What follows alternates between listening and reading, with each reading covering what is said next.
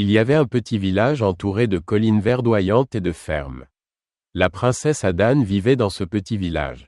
Son père, le roi Shukvameka, régnait sur le village. Adane était la fille aînée du roi. Elle était connue comme une princesse gentille et douce qui traitait bien les villageois. Mais Adane avait un problème difficile. Elle a lutté toute sa vie contre ce problème. Elle avait une très forte odeur corporelle qui sentait très mauvais. Même quand Adane était une jeune fille, elle sentait beaucoup plus mauvais que les autres enfants. La mauvaise odeur s'est aggravée au fur et à mesure qu'Adane grandissait. C'était une odeur âcre et désagréable qui la suivait partout où elle marchait. Lorsque la princesse Adane devint une jeune femme, les habitants du village commencèrent à la traiter différemment. Ils essayaient de se tenir à l'écart d'Adani à cause de la très mauvaise odeur qu'elle dégageait dans son dos. Certains villageois ont fait des plaisanteries et des commentaires désobligeants sur l'odeur nauséabonde de la princesse. Certaines mères avec des enfants rentraient rapidement leurs petits à l'intérieur de leur maison lorsqu'elles voyaient Adane marcher sur le chemin poussiéreux du village. Les jeunes filles qui étaient les amies d'Adane se retournaient dans la direction opposée pour éviter de lui parler. Cela rendait Adane très triste. De nombreux jeunes hommes du village et des royaumes voisins souhaitaient faire la cour à Adane parce qu'elle était jolie et qu'elle était la fille du roi. Cependant, dès qu'ils s'approchaient d'elle à moins d'1 mètre, ils étaient repoussés par son odeur. Ils décidèrent de ne pas la poursuivre malgré la beauté et le titre royal d'Adane. La princesse se sent alors très seule. Elle ne quitta plus le palais. La plupart du temps, la princesse Adane restait dans sa chambre et regardait par la fenêtre, rêvant du grand amour et d'un homme qui accepterait sa situation malodorante. Elle imaginait un mari qui ne se soucierait pas de sa forte odeur corporelle, mais qui l'aimerait pour son bon cœur. Mais cela semblait impossible, et Adane pleura beaucoup de larmes en se sentant si seule. C'était une chaude et vibrante journée d'été au village. La princesse Adane était dans la chambre de son château, en train de s'éventer. Elle avait laissé ses volets ouverts, espérant ainsi profiter d'une brise.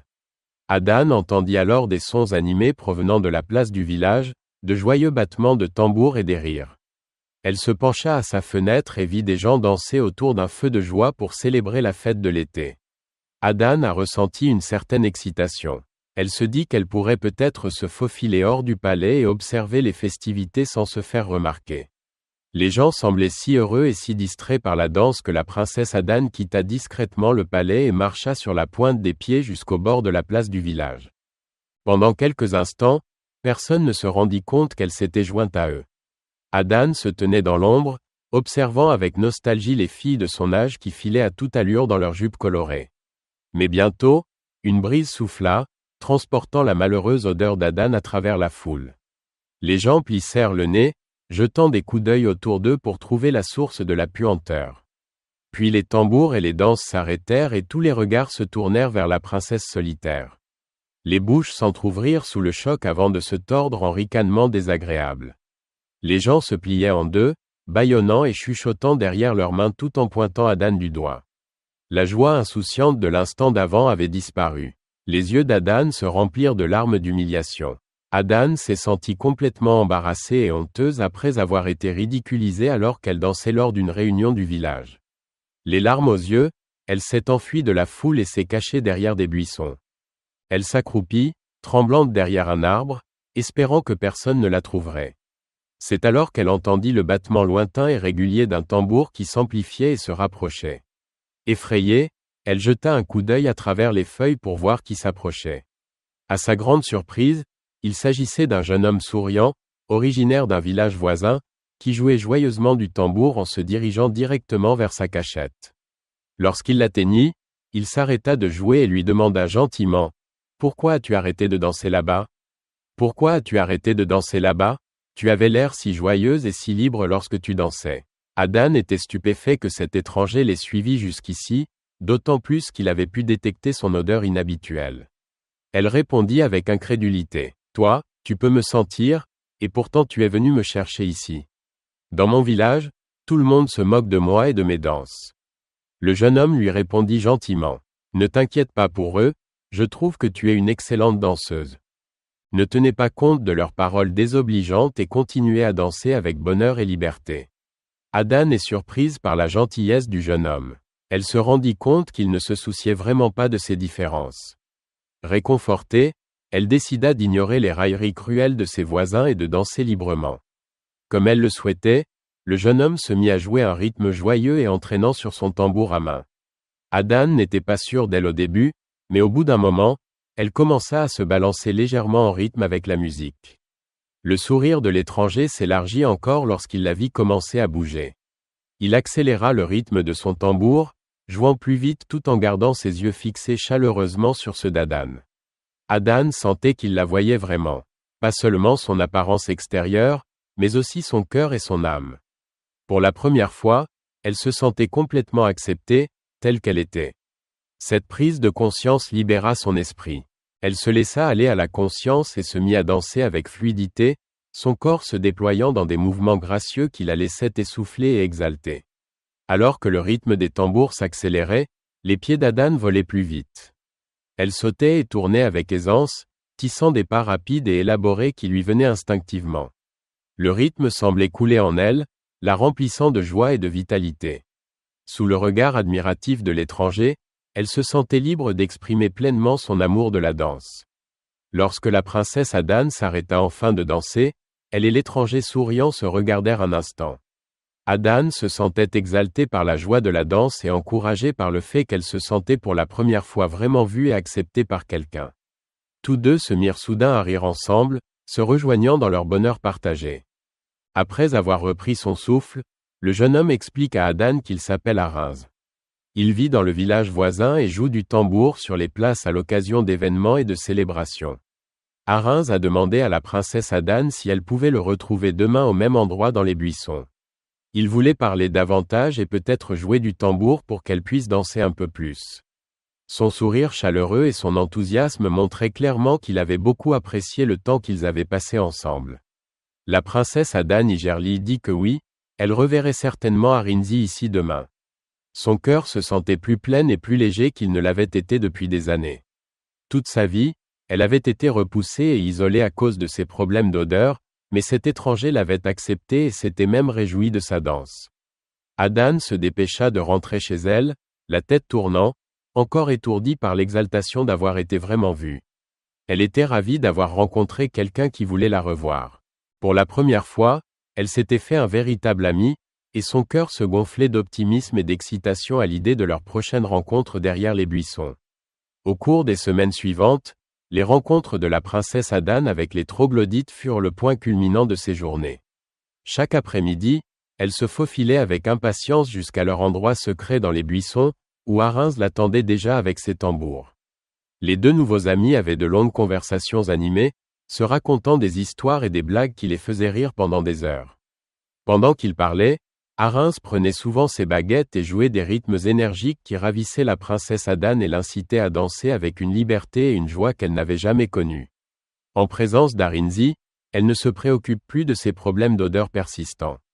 Il la fait se sentir tellement acceptée qu'elle a pu se perdre dans la musique. Sa danse sauvage et désinhibée renforçait encore leur lien. Lorsqu'Adan passait devant Arinzi en virevoltant, il la regardait avec admiration pour son esprit, sa beauté, son essence.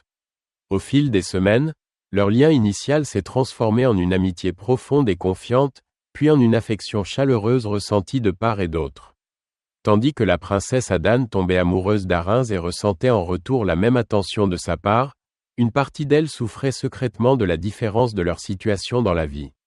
Lui était un roturier, un musicien en difficulté, et elle une royale protégée qui avait l'obligation de faire de bons mariages pour entretenir des liens politiques. Elle pensait qu'un avenir commun était impossible pour tout. Dans ses rêves les plus intimes, la princesse souhaitait désespérément que le statut social n'interfère pas et qu'ils puissent se lier par le mariage, car elle ne s'était jamais sentie aussi heureuse et acceptée qu'avec Arinza. Un après-midi, alors que la princesse Adan et Arinz étaient assis ensemble, discutant et riant comme d'habitude, il s'approcha d'elle et prit doucement ses deux mains dans les siennes. Son expression changea pour devenir sérieuse et pleine d'émotion. Arinz dit à Adan qu'il l'aime profondément et qu'il veut qu'ils soient ensemble pour toujours. Il lui demanda de l'épouser, exprimant son souhait que leurs deux villages soient unis par leur union. Arinz répondit qu'il ne se souciait pas des coutumes royales ou de l'obtention d'une autorisation. Il savait seulement qu'être avec Adan le rendait vraiment heureux, et il voulait qu'ils construisent une vie liée par l'amour. La princesse Adane fut saisie d'une joie surprenante devant cette proposition sincère. Elle pleure de bonheur, n'ayant rien désiré de plus que d'être la femme d'Aranzi, mais supposant que cela ne pourrait jamais se réaliser. Adana pensait qu'elle ne méritait pas un homme aussi merveilleux, prêt à surmonter toutes les barrières sociales pour lui déclarer son amour inconditionnel. Dans son excitation, Adane a jeté ses bras autour d'Orenz, murmurant oui contre ses lèvres souriantes alors qu'ils partageaient un long et tendre baiser. Elle n'avait jamais imaginé qu'un amour aussi libérateur pouvait être le sien. Lorsqu'ils se retirèrent enfin, les visages rougis et rayonnants de sourires étourdis, les amants firent des projets enthousiastes. Encore tout excités par les nouvelles possibilités, la princesse et le tambourinaire convinrent qu'ils devaient immédiatement partager la merveilleuse nouvelle avec leurs deux familles. Ils allaient d'abord demander aux parents d'Adane, le roi et la reine, la permission de se marier, puis se rendre au village d'Arinzi pour obtenir l'approbation et la bénédiction de sa famille.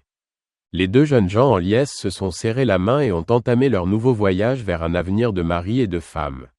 Cependant, peu après leur fiançailles, une immense tragédie frappa les villages et le monde heureux de la princesse Adane s'écroula. Une peste mortelle, qui se propage rapidement, s'abat sur la campagne. Les premiers symptômes étaient une fièvre violente et une peau couverte de grosses cloques ressemblant à des furoncles. En l'espace de quelques jours, les personnes infectées sont prises de violentes crises de folie, puis tombent dans un état d'immobilité mortelle. C'était une façon horrible et douloureuse de mourir. Dans des efforts désespérés pour contenir cette terrifiante épidémie, les chefs des 4 villages voisins ont décidé de fermer complètement leurs frontières. Personne n'était autorisé à voyager entre les villes, pour quelque raison que ce soit. Si des villageois tentaient de fuir, ils étaient capturés et mis en quarantaine, voire tués sur place par des gardes effrayés. Alors que la peste faisait rage semaine après semaine, les habitants se terraient dans leurs maisons familiales, terrifiés à l'idée d'entrer en contact avec des personnes susceptibles d'être infectées. Amis et voisins ont fermé leurs portes et leurs fenêtres, ne sortant que brièvement pour se ravitailler avant de se réfugier dans l'isolement qu'ils s'étaient imposé. Pour la princesse Adane, les semaines se sont horriblement transformées en mois de coupure totale avec son Arinzi bien-aimé. Elle fut piégée dans le palais alors que la peste tournait autour d'elle avec appétit. La joie pleine d'espoir d'Adane quant à son avenir avec Arinzi s'est transformée en une crainte quotidienne pour sa sécurité. Sans aucun moyen de le joindre, les villageois sont restés figés dans leur isolement en quarantaine pendant d'interminables mois. Alors que la peste suivait son cours, Adane et Arinzi ne pouvaient que prier pour que l'autre soit encore en vie, bien qu'elle se soit isolée dans le palais royal. La princesse Adane finit par se réveiller, fiévreuse, avec les terrifiants furoncles rouges qui commençaient à s'étendre sur ses bras. La peste l'a atteinte. Les jours suivants, la princesse tombe gravement malade. Son corps est en proie à des fièvres si intenses que sa robe de chambre et ses draps sont constamment trempés de sueur. La fatigue écrasante due à la lutte contre la maladie a laissé une mère trop faible pour lever la tête et boire quelques gorgées d'eau. Voir leur fille aînée souffrir de la sorte était un véritable supplice pour le roi et la reine. Ils ont désespérément essayé tous les remèdes traditionnels et les médicaments modernes proposés par le docteur royal, des bains d'herbe au cataplasme d'asticot destinés à chasser la maladie. Mais rien n'y fait, l'état d'Adani s'aggrave. La situation devient désastreuse, car la princesse, fantomatique, pâle et immobile, semble s'éloigner à vue d'œil. Finalement, désespérée, la reine se souvint d'un obscur tonique qu'une vieille villageoise avait préparé lorsqu'Adam était petite. Bien que dégoûtée, elle demanda au médecin de préparer la potion à base de racines amères et de sang animal vieux de plusieurs semaines. Ils introduisirent délicatement la concoction répugnante dans la bouche d'Adane. Miraculeusement, un jour plus tard, la princesse s'est enfin réveillée. Au cours de la semaine suivante, grâce aux soins prodigués 24 heures sur 24, l'étrange médicament et le toucher affectueux de la reine ont permis à Adane de revenir lentement à la normale. Bien qu'encore très fragile, la princesse Adane avait survécu à la maladie qui avait tué des dizaines d'autres personnes. Les parents de la princesse, fous de joie, pleurèrent de reconnaissance lorsque la fièvre de leur fille tomba et qu'elle réussit à faire ses premiers besoins. Mais magnifique! Après plusieurs jours de repos et de convalescence, la princesse Adane se sentit enfin assez forte pour se lever avec précaution de son lit de malade, encore assez instable sur ses pieds après avoir été si longtemps couchée et affaiblie par la fièvre. Elle traversa lentement la pièce en traînant une main sur le mur pour garder l'équilibre. Adan se dirigea vers le grand miroir, se tenant dans le coin et regardant anxieusement son reflet. La princesse sursauta, choquée. Elle se reconnaissait à peine. La fièvre vicieuse de la peste avait tourmenté son corps pendant tant de jours que sa peau paraissait maintenant plus fraîche et plus souple qu'Adan ne l'avait jamais vue. Elle se retourna de profil et découvrit sa joie. Mais le plus incroyable, c'est qu'en portant avec hésitation son bras à son nez pour le renifler, Adan découvrit qu'il n'y avait plus la moindre trace de l'odeur corporelle chronique qu'elle avait depuis toujours. La transpiration fiévreuse prolongée avait dû, d'une manière ou d'une autre, purger entièrement l'odeur de ses pattes. La princesse Adan laissa échapper un rire extatique, tournoyant expérimentalement tout en inhalant sa peau maintenant parfumée avec une incrédulité ravie. Ce merveilleux remède tenait du miracle. Les mots ne suffisent pas à exprimer son euphorie d'être enfin débarrassé de l'odeur qui l'avait affligé et isolé depuis son enfance. Presque en larmes de bonheur, Adan s'est empressée de partager la glorieuse nouvelle avec ses parents, le roi et la reine. Elle voulait que tout le monde sache immédiatement que l'infection qui avait failli la tuer avait au contraire apporté une confiance et une joie nouvelles dans sa vie. Après de nombreux mois, la peste rampante commença enfin à disparaître et les quarantaines strictes imposées au village purent enfin être levées. Lorsque la princesse Adan franchit la porte principale du château pour la première fois depuis plus d'un an, elle retient nerveusement son souffle. Elle se souvenait encore très bien de la dernière fois où elle avait essayé de se joindre aux festivités en ville, et où elle avait été accueillie par les habituels reculs cruels, les insultes chuchotées et les gens qui éloignaient leurs enfants pour éviter son odeur nauséabonde. Mais étonnamment, aujourd'hui, personne ne s'est soustrait à l'approche de la danse. Les villageois se sont arrêtés sur leur place de marché ravivée, troquant pour regarder avec admiration la princesse qui passait. Les villageois s'arrêtent sur leur place de marché ravivée, faisant du troc pour contempler avec admiration la princesse qui passe à toute allure. Adana fut surprise d'entendre des éloges sur son port gracieux et sa santé éclatante. Certains s'approchèrent même prudemment, les yeux écarquillés, s'imprégnant de sa beauté, comme envoûtés par sa présence. Les jeunes hommes de la région, en particulier, ne pouvaient s'empêcher d'observer les moindres mouvements de la princesse, la bouche entr'ouverte par l'affection qu'il lui portait. Pour la première fois, Adan se sentait forte, confiante et acceptée dans son royaume. Il semblait qu'au fil des horreurs de la peste, son odeur guérie et sa nouvelle confiance en elle l'avaient transformée en une cloche de village que personne ne pouvait ignorer. La princesse Adan était étourdie par le frisson de l'acceptation et de l'admiration des villages dont elle avait l'habitude de se cacher. Fière de son odeur guérie et de sa beauté retrouvée, elle avait presque oublié son amour fidèle, Arinz. Mais en se promenant en ville, elle aperçut une silhouette familière qui s'avançait vers elle en bondissant. C'était un rinceur, son cher ami, compagnon et futur époux, qu'elle n'avait pas vu depuis plus d'un an, depuis que la peste l'avait frappé. Le premier réflexe d'Adan fut de se précipiter dans ses bras en pleurant de soulagement pour sa sécurité.